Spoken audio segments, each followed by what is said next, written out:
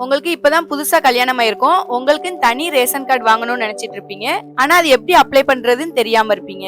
இந்த ஒரு வெப்லிங்க் உங்களுக்கு தெரிஞ்சாலே போதும், நீங்க எங்கேயும் அலையாம உங்களோட ரேஷன் கார்டை நீங்களே அப்ளை பண்ணிக்கலாம். அது என்ன வெப்லிங்க்னு பாக்குறதுக்கு முன்னாடி நம்மளோட ஆண்ட்ராய்ட் பாப்பா ஆன்லைன் ஐடியை ஃபாலோ பண்ணிக்கோங்க. உங்களோட மொபைல் போன் கூகுள் குரோம்ல mebook.com அப்படின்னு சர்ச் பண்ணுங்க. அதுல ஃபர்ஸ்ட் லிங்கை கிளிக் பண்ணா இந்த மாதிரி பேஜ் ஓபன் ஆகும். அதுக்கு மேல ரேஷன் கார்டு அப்படின்னு சர்ச் பண்ணுங்க. இந்த போஸ்டை கிளிக் பண்ணி கீழே போனீங்கன்னா அந்த வெப்சைட்டோட லிங்க் இருக்கும். அந்த வெப்சைட்டோட இன்சைட் இத மாதிரி தான் இருக்கும். இதுல மின்னணு அட்டை சேவைகள்ல புதிய மின்னணு அட்டை விண்ணப்பிக்கங்கிறதுல குடும்ப தலைவரோட பேரு, அட்ரஸ், போட்டோ, மாவட்டம், வட்டம், கிராமம், உங்களோட போன் நம்பரை கொடுத்துட்டு அட்டை தேர்வுல ஒரு 4 ஆப்ஷன் இருக்கும். அதுல ஒண்ணு செலக்ட் பண்ணிட்டு குடியிருப்பு சான்றுல உங்களோட ப்ரூஃப் ஏதாவது செலக்ட் பண்ணிக்கோங்க.